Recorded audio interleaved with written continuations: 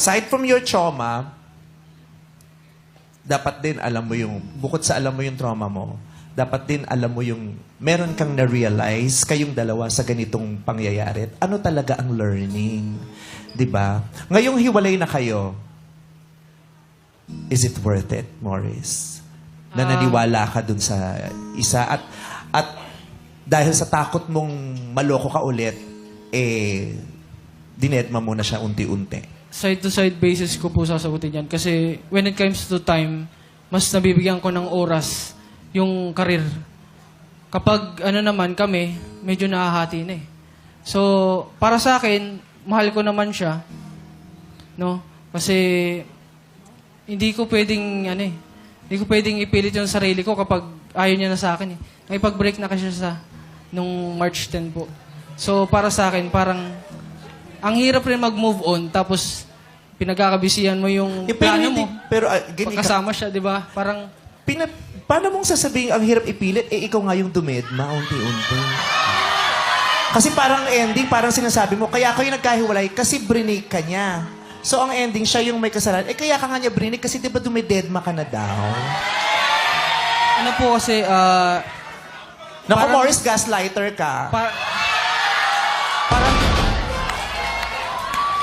Yung madlang people, nag-iinit na dito. Di ba? Kasi kung kumokonek ka sa kanya, gumagawa ka ng paraan to connect, pero brinig ka pa rin niya, yun yung masasabi natin, pinipilit mo na lang yung sarili mo, pero ikaw daw yung dumedma, at saka inamin mo yun, di ba? Tinetext mo siya once in 2 weeks. dinedma ko kasi siya noon, nung nalaman ko, kasi po, nag-overthink na ako, kaya pala siya nagsusungit, kaya siya nagagalit sa akin, kasi baka confirm, meron ng mas malapit.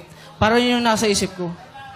Na-misinterpret mo yung response doon sa Opo. pang-deadma mo. Pero ano yun, dapat inaamin mo ba na misinterpret mo ang lahat? Inaamin ko po na misinterpret ko, tapos may pagkukulang talaga ako bilang partner. Ayun. Nakaturo. Mahilig niya magturo. Kasi, nasa ganun siyang negosyo eh. Alam mo yun?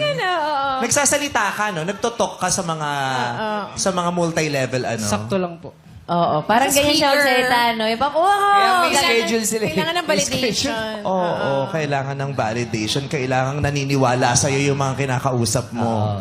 Paano? Yes! Ang tama! Galing mo! Kasi ano yan eh. Connecting Pinapaniwala with the mo yung... audience. Yeah. Pero yun lang. Again, at the end of the day, yung learning, ang pinakamahalaga dito talaga yung natutunan at na-realize nyo. Kasi yung mga natutunan, yun ang mas makaka-apekto sa'yo dun sa susunod mong mga desisyon eh. Sa next relationships nyo, kung paano mo ituturing yung susunod na babaeng makakatagpo mo. 'Di ba? Sana ma-heal yung trauma mo. Kasi dahil sa trauma na yan, baka lagi kang mapraning dun sa susunod na relasyon mo. Overthink. Konting kibot, ayoko na, iiwan ako niyan. So, dededmahin na kita ulit unti-unti. Tapos pag brinig mo ako, ay, ikaw brumake sa akin ha. Yung ganon. Oo. So, ikaw din, sana makaahon ka dun sa... masakit yan, di ba? Kasi feeling mo naiwan ka eh. Ito na ba ang dahilan kung bakit gusto mong makamit ng mga bagong tao? Pwede po. Gusto mo na din? Okay lang naman po kung new friends. New friends. Ito yung... Bakit dito ka naghanap ng new friends? Wala pa sa daet?